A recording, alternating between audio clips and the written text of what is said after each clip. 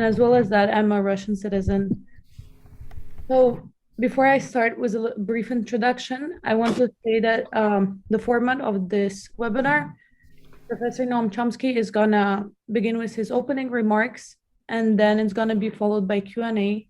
So please feel free to drop any questions in the chat, and I will collect them and ask them after. So just this Tuesday, the Russian invasion of Ukraine has surpassed 3 months, and day by day, the enormous damage and suffering caused by this conflict are intensifying. We have seen negotiations, but they seem not to have progressed much to this day. And unfortunately, the US is playing a huge role in this conflict by supplying billions of dollars in weapons and not agreeing to come to the table to negotiate. At this point, United States no longer only seeks to defend Ukraine, but to profoundly weaken and isolate Russia from the world. Sending more weapons to Ukraine is not going to ease or end this conflict, but in fact can only intensify and escalate it, leading us closer to a nuclear war. We have never been in such danger of nuclear war since the arms race during the Cold War. As Noam Chomsky has said during one of his most recent interviews, we're approaching the most dangerous point in human history. With that said, I want to introduce and welcome renowned linguist and philosopher Noam Chomsky, who will give us more insights on Ukraine and beyond. Thank you so much for being here tonight with us. Thank you very much. Nice to be partially at home, even if vicariously. Well, you've, I assume, read the announcement. It raises many questions of critical importance. Each of them deserves careful attention, serious discussion. I'll only be able to touch on a few of them, and those inadequately. I hope we can pursue those critical topics in depth in the discussion later. Well, the focus of attention today is on Putin's invasion of Ukraine. Serious crime can be compared to the US invasion of Iraq or the Stalin-Hitler invasion of Poland, kind of crimes for which Nazi war criminals were hanged, though in what we call civilization, only the defeated are subject to punishment. Well, that focus of attention is quite justified, not only because of the terrible events in Ukraine, but also because of the broader implications, which are truly colossal. That's no exaggeration. One of them is that literally tens of millions of people in Asia, Africa, Middle East are facing starvation as the war proceeds. It's cutting off desperately needed agricultural supplies, food, fertilizer, others from the Black Sea region. It's the primary supplier for many countries, including some already facing utter disaster, like Yemen. I'll return to how that issue is being handled. It's quite instructive. A second is the growing threat of terminal nuclear war. It's all too easy to construct plausible scenarios that lead to a rapid climb up the escalation ladder. To take one, right now, the United States is sending advanced anti-ship missiles to Ukraine. The flagship of the Russian fleet has already been destroyed by them. Suppose more of the fleet is attacked. How does Russia then react? Well, to mention another, so far, Russia has refrained from attacking the supply lines that are being used to ship heavy armaments to Ukraine. Suppose it does so, places it in direct confrontation with NATO, meaning the US. I leave the rest to your imagination. Well, there are other proposals that are circulating in high places that would almost certainly lead to nuclear war, which means the end for all of us. Facts that don't seem to be properly understood. One example is a no-fly zone. No-fly zone means gaining control of the air. That means attacking Russian anti-aircraft installations, which happen to be inside Russia. Well, the insanity of these proposals is understood by some, mainly the Pentagon, the one peacekeeping element in the US government, which so far has been able to veto the most dangerous proposals. For how long can it do so in the prevailing atmosphere of irrationality and hysteria? Well, it gets worse. The Ukraine invasion has reversed the much too limited efforts to address global warming, soon to become global frying. Prior to the invasion, some steps, nowhere near enough, but some steps were being taken to avert catastrophe. Now that has all been thrown into reverse. One day, the IPCC issues another severe warning, saying that if we are to survive, we must start right now to reduce the use of fossil fuels. Right now, no delay. The next day, President Biden announces vast new expansion of fossil fuel production. If current trends persist, South Asia, Middle East, much of Africa will become unlivable. And for those who manage to survive, it'll be hardly worth living. Biden's call to increase fossil fuel production is sheer political theater. It has nothing to do with today's fuel prices or with inflation. It'll be years before the poisons reach the market, years that could be spent on moving the world rapidly to renewable energy. That's perfectly feasible, barely discussed. Can return to it raises very important questions. Well, that going on, it's crystal clear that settling the Ukraine crisis is of extraordinary significance, not just for Ukraine itself, but because of the calamitous consequences if the war persists. Is there anything we can do to facilitate ending the tragedy? Should be thought through carefully, without posturing, without heroic gestures. Think it through. Well, let's begin with virtual truisms. The war can end in one of two ways. Either there will be a diplomatic settlement or one side will capitulate. That's truism. That at least should be beyond discussion. Well, a diplomatic settlement differs from capitulation in one crucial respect. Each side accepts it as tolerable. They don't go get what they want, but they can live with it. That's true by definition. That's diplomacy. So that's beyond discussion.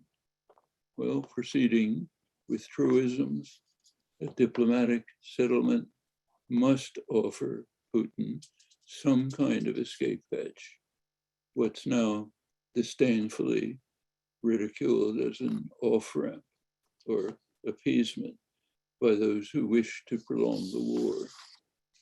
That much, I should say, is understood even by people with pretty extreme positions, like the distinguished liberal Harvard professor Graham Allison, who instructs us that Putin is a demon, radically unlike any American leader.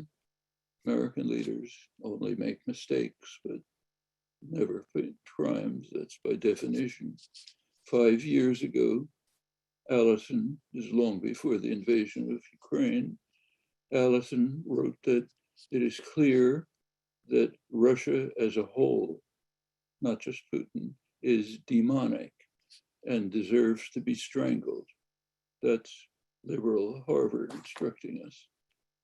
Nevertheless, he says, we must contain our righteous anger and bring the war to a quick end, and by diplomatic means.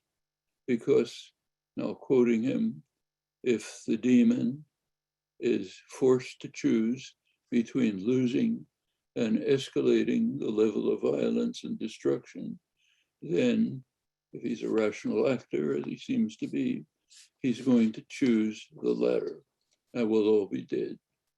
So we have to overcome our anger at this loathsome society that has to be strangled and somehow deal with it from our position of nobility and angelic commitment to human rights, freedom, and democracy. Well, proceeding with truism, to oppose or even act to delay a diplomatic settlement is to call for prolonging the war with all of its grim consequences for Ukraine and beyond. Worse still, it's to call for a ghastly experiment. Let's see whether Putin will slink away quietly in total defeat, or whether he'll use the weapons that he indisputably has to devastate Ukraine and set the stage for terminal war.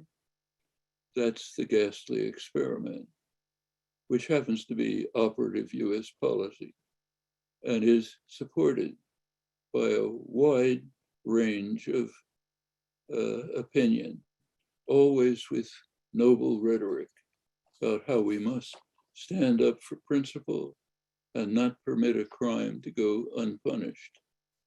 Well, when we hear this from supporters of US crimes, as we commonly do, we can simply dismiss it as sheer cynicism. More interestingly for us, we hear it from our friends, from opponents of US crimes, who surely do not want to carry out the ghastly experiment that they are in fact advocating. At this point, some other questions arise.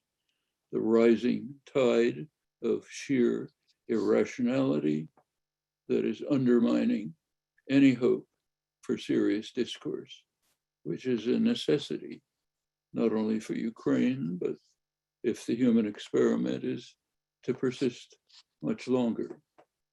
Well, if we can escape cynicism and irrationality, the humane choice for the West is straightforward. Seek to facilitate a diplomatic settlement. On this matter, official Western opinion is split. France, Germany, and Italy are seeking negotiations to establish a ceasefire to move towards a diplomatic settlement. The United States and Britain, the two warrior states, want to drag it out. Their position is that the war must proceed. This was made, we must carry out the ghastly experiment. This was made very explicit a couple of weeks ago at the Ramstein US base in Germany, US military base in Germany. The United States called the NATO powers and a few others called the contact group, called them together, not at Brussels, the headquarters of NATO, at a US air base. That's more than symbolic. That's saying we're giving you the orders, the marching orders. And here they are. The marching orders are, we have to continue to fight the war, let the Ukrainians fight the war to harm Russia, whatever the consequences for Ukrainians, whatever the so-called collateral damage beyond mass starvation, destruction of the environment that sustains life, possible terminal war, doesn't matter. We have to harm Russians. Well, similar questions arise with regard to the blockade and the mass starvation that it's causing. Right now, Ukrainian ports are blocked by the Russian Navy. That's preventing desperately needed exports. So what can we do about it? Well, one possibility is official US policy. Send advanced anti-ship missiles to sink the Russian ships. Already sank the flagship of the Russian fleet. With new shipments, more can be sunk. Will the Russians observe quietly? Maybe. How would the US react under similar circumstances? So put that aside. Another possibility, supported among others by the Wall Street Journal editors, I'm quoting them, use warships, US warships, to escort merchant ships out of the Black Sea. The editors assure us that this would conform to international law. They also say that Russians are total savages who will stop at nothing. Those are the two ideas you have to keep in mind. So if they react in their savage manner, we can proclaim proudly that we upheld international law as the whole world goes down in flames. That's considered sophisticated opinion. Actually, Moscow has a different proposal, but in our increasingly totalitarian culture can only be reported at the extreme margins. I found it at a libertarian website where it was reported a week ago. I'll quote it. They write, Moscow has offered a diplomatic solution to the Black Sea standoff. On May 19th, the Kremlin proposed lifting the blockage in exchange for some sanctions relief. The Russian Foreign Ministry said the problem goes beyond the blockade and includes Western sanctions restricting fertilizer exports from Russia.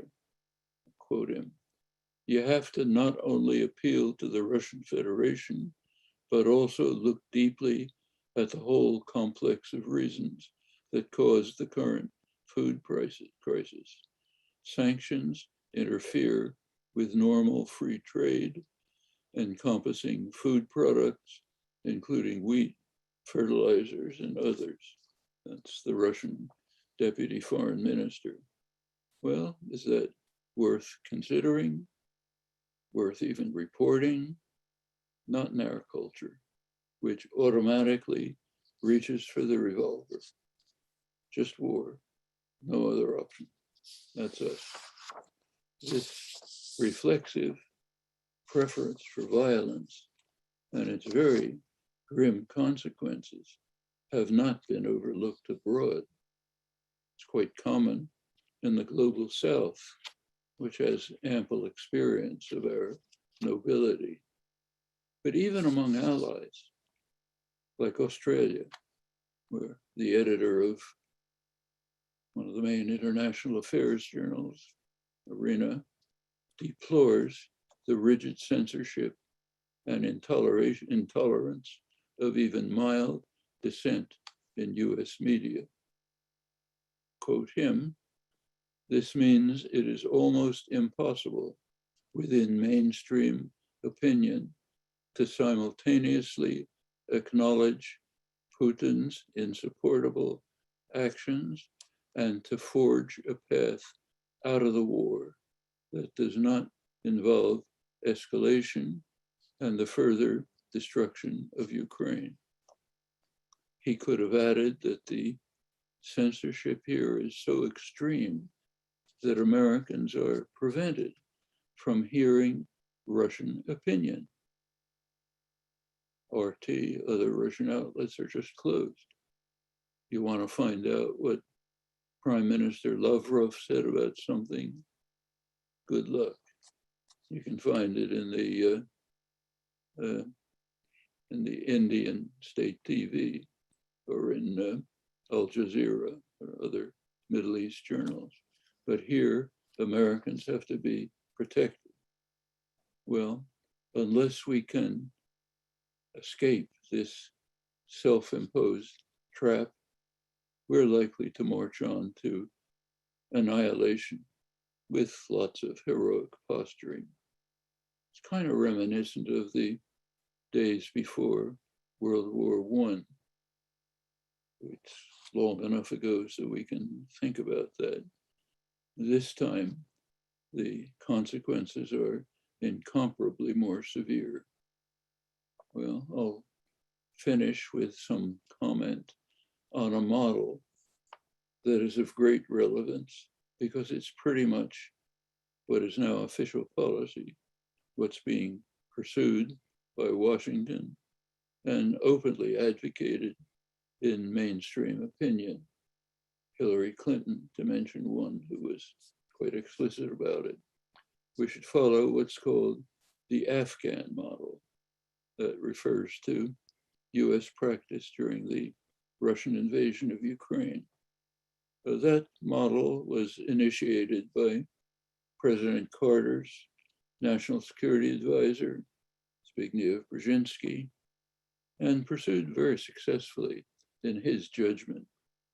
The policy, explicit, was to draw Russia into what was called an Afghan trap, then to mobilize the most extremist, radical Islamists anywhere to bleed Russia till they finally withdrew in defeat.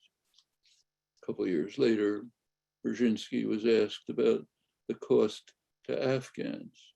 He simply dismissed it. As he put it, destroying the Soviet Union can't be compared with leaving a few agitated Muslims, his phrase, referring to about 1 million cadavers and vast destruction. Since that's the model that's now being pursued and advocated, it's worth a look. Fortunately, we can do that. We now have a detailed, definitive study of the Russian withdrawal by Diego Cordovez. He was the UN negotiator whose dedicated efforts ended the conflict, along with Zelig Harrison, highly regarded journalist and scholar with extensive experience in Afghanistan. Their analysis, which I urge you to read, completely overthrows the standard version. Brzezinski's tale of his overthrowing the Soviet Union is total fantasy. It happened for quite different internal reasons, having nothing to do with Afghanistan. The Afghan war was ended by careful UN-run diplomacy, not by military force. Soviet military forces were perfectly stable, fully capable of continuing the war. They had a relatively popular government in Iraq, in Afghanistan, the Najibullah government, which in fact held out for 3 years after the Russians left. That's unlike what we have just seen. The planned Russian withdrawal from the early 80s was delayed for years by US efforts to prolong the war to harm Russians. the policy, I'm quoting Cordovez and Harrison, the policy was fighting to the last Afghan, fighting Russia to the last Afghan. It was a proxy war to weaken the Soviet Union. Quote them again. The United States did its best to prevent the emergence of the careful diplomatic efforts that ended the war. That's the Afghan model we're pursuing. If it sounds like something that's happening today, it's because it is. The facts don't disappear because the media and the political class are unified in suppressing them to a degree that is quite remarkable. Well, the worst can only be avoided by diplomacy that might have averted the catastrophe in the first place if the United States had been willing to engage in it. And while the options have narrowed, they still exist. I won't review the record here. It's very instructive. I've done so elsewhere. But the basic fact is that for years, US policy has been to integrate Ukraine into the NATO military command and to reject diplomacy. It hasn't been hidden, except to the US public. It's all perfectly public. The Russians know all about it. They can read the White House webpage, even if the US press can't. Well, the policy continues today, by now quite openly. We are therefore choosing to undertake the ghastly experiment with all of the consequences it entails. Well, it's all too easy to paint an ugly picture, and it's worth doing to see what might come about and what we must work hard to prevent. That can be done. For every problem we face, however severe, there are feasible answers. As I'm sure you know, the World Social Forum had its annual meeting a couple of weeks ago. It forcefully reiterated its slogan, another world is possible. That's right, another world is possible. It's not going to come into being without hard, dedicated work.